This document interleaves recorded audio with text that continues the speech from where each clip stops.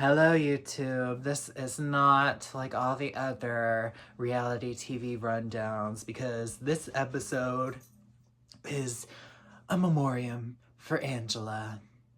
Moment of silence. Oh, we lost Angela. Angela fell victim to the double eviction, and just like that, Big Brother 26 is over. It's a wrap.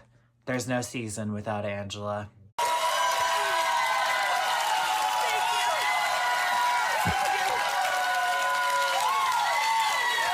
I did my best to wear black today, but I realized I don't have anything black in my wardrobe besides anime t-shirts, so here to celebrate the life of Angela in the Big Brother house with me today. It's the Sailor Guardians, so give me some magic and get Angela back in that house. Thank you.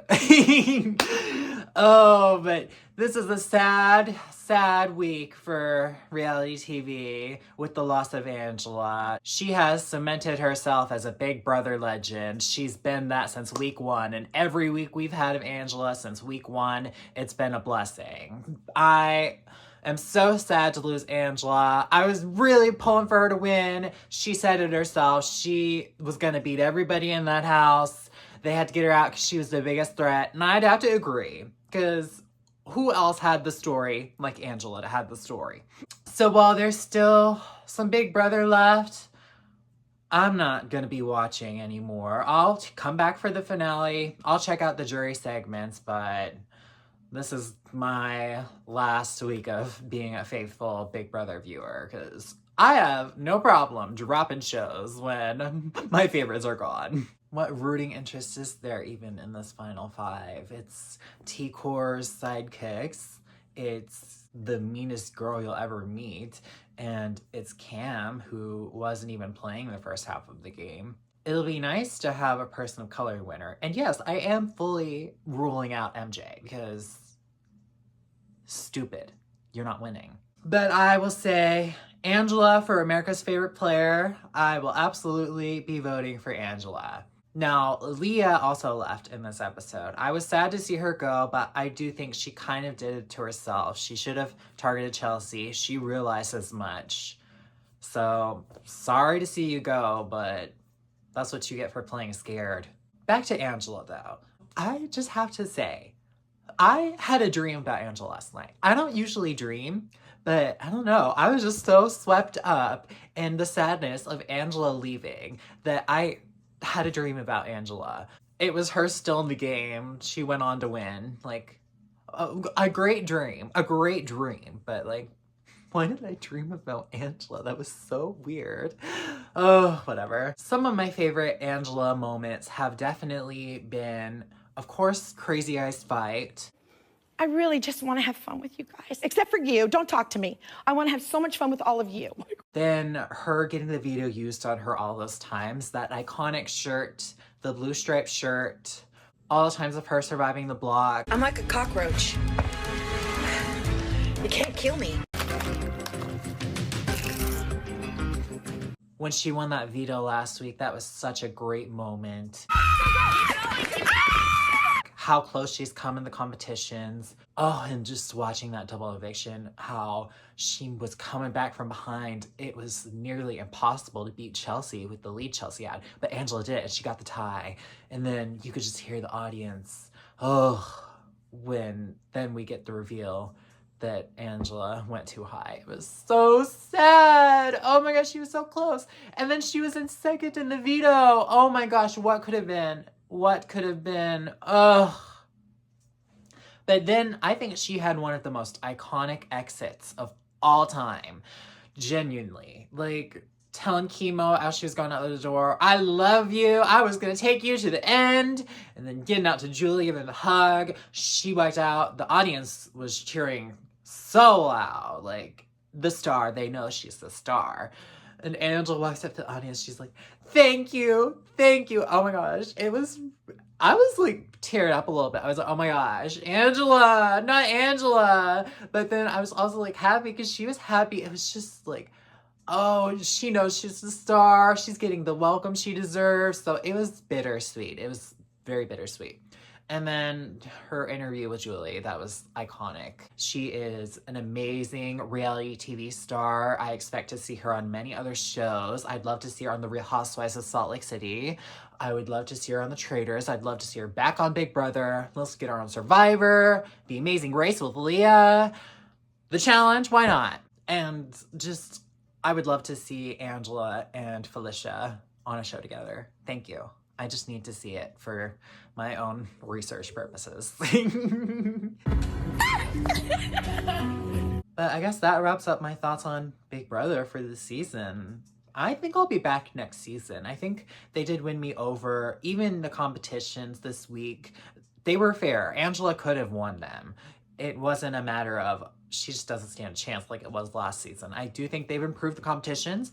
I still think there's a lot of room for improvement, but a step in the right direction, I will say. And they also need to figure out something about these end games because, gosh, they just get unwatchable at certain points nowadays. I'll be back to discuss the finale. I will.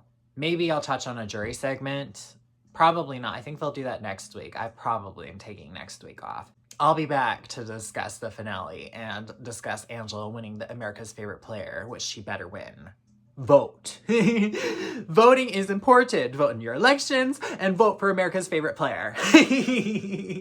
Moving on to the other reality TV shows we had this week, I'll move on to Survivor, which had an excellent episode. We had the fall of Angela on Big Brother, but we had the rise of Sue Smay on Survivor, where she got her worst enemy out, the guy who was plotting against her, the guy who was so full of himself, telling them not to smile at the challenge. It was so rewarding to see Sue take down the people who were trying to plot against her. I hate a bro. I hate a bros alliance. And Sue took them down. I'm pulling for Sue. She's gonna do her thing this season. I'm also pulling for Tiana and Caroline. I'm loving them too. Those Blue Tribe girls. I don't like Gabe though. I don't like how he was calling Sue and Caroline his little birds. I just think that's very demeaning. It rubbed me the wrong way. There was also more mess on the Yellow Tribe. Andy's being stupid as per usual. I don't think I need to discuss that any further. But I really do not like Sam and Sierra. They are obnoxious. I'm pulling for Annika and Rachel. And Rachel should have gotten to keep that rice. She was very crafty. She saw the food. She took it. They should have let her have it. I'm mad. And I failed to mention last week, but I'm pulling for Teeny too, our first openly non-binary contestant on the show. They have been a great contestant. Gotta support the LGBT community when I see them. It's always good to have another facet of that represented on reality TV. I'll also touch on the challenge very briefly. I was very bored this episode. Besides that elimination with Rachel and Janae. Rachel is a beast. I'm always happy to see her compete. She's an excellent competitor. I was sad to see Janae go. I feel like she was set up. I feel bad for Janae. She really didn't get a fair chance. Her and Amanda got screwed. But I don't care that Brad left. He needs to retire. It's sad at this point. Brad's never gonna be successful at this show again. I just... like, come on, stop embarrassing yourself. It's time to let it go. That's all for the competition reality TV. I know the Traitors Canada premiere this week. I couldn't find the episode, so I'll search some more. Maybe I'll pop in one of these days and discuss it, but I don't know. I'm pulling for Netta. I know she's a traitor, so that's exciting. I hope she lasts. I hope she lasts. I can't have her be an early boot. If she's an early boot, I won't watch. Now on to the world of Housewives. We did get the Real Housewives of New York taglines, and they were all terrible. I didn't like a single one of the taglines. They felt very try-hard. I don't know if I said this last time I discussed New York very briefly, but I didn't like the old New York, but this new New York, it's not very good either. I don't know. I think maybe we should just explore a new city. Ugh. I don't know. I'll see the first episode. I don't know if I'll watch that whole show. I mean, I've already gotten used to dropping Housewives shows since I didn't watch Dubai. Might as well drop some others. I did watch episode 2 of The Real Housewives of Salt Lake City, and it was still pretty boring to me. It got kind of interesting towards the end, but it just feels very manufactured, I will say. I'm liking Bronwyn. Why was she like in the car running errands and like all her scenes with the other housewives? It's kind of seemed to me like she's busy and she's living her life, and those other girls are working around her to come see her. Because why is Whitney in the hair salon while you're getting your hair done? Why are they just driving you around? It was very odd. I just want to point that out. The main plot of it was Brittany, she was trauma dumping to the girls about all her life, trying to get her camera time, talking about all the stuff going on with her boyfriend, and then she brings up her kids, and Mary's like, why do we care? And I loved Mary's jab about, well, then why can't you connect to the kids? It's like, I'm usually like very hard line, don't bring up kids, but this girl's a tryhard. She's trying to get her camera time and mentioning all the drama in her life. So I'm like, yeah, just throw it back at her and be like, well, don't mention your kids to people you just met, because you don't know what kind of reaction they're going to give. I feel like Mary was putting her in her place, so I'm fine with it there, and I loved it. Mary absolutely obliterated Brittany with the assist from Bronwyn, yes. And those girls tried to set Bronwyn up, but Bronwyn did not cave. I'm liking Bronwyn.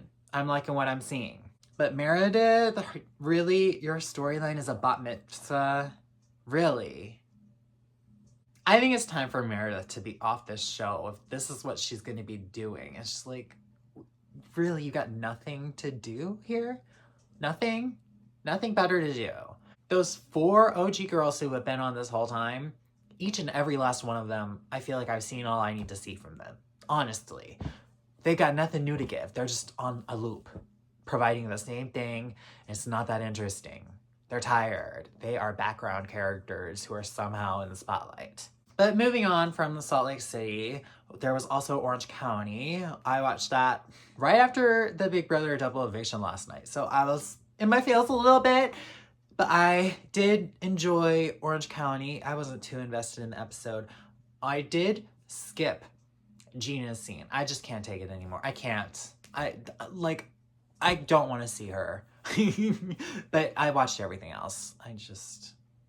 Main part of the episode was Tamra and Eddie were coming to Katie's couples dinner, and Jen and Ryan were also going to be there. So it ended up becoming Tamra versus Ryan, and I thought Tamra really did a number on Ryan. I think Ryan is a disgusting individual, and I was happy to see Tamra let him have it, shove the FBI in his face. Yes. And Eddie loved it too, because he didn't have to say a word. I like Tamra and Eddie's dynamic. I think they have a nice chemistry as a couple. And it was good when Tamra was starting to drink too much. Eddie was like, okay, cut her off. That supportive husband, he didn't make a big deal out of it. I appreciate that. Tamra, she got the alcohol in her and she was ready to go. I quite enjoyed the group dynamic at that event. I thought it was a nice little core group. It was less of the girls there, and I appreciated that we got to see these interactions between these few. And I mean, I was mostly just happy Gina wasn't there, but I didn't miss any of the other girls. I think that's all I've got for reality TV this week. Like I said, I'll probably take a break next week.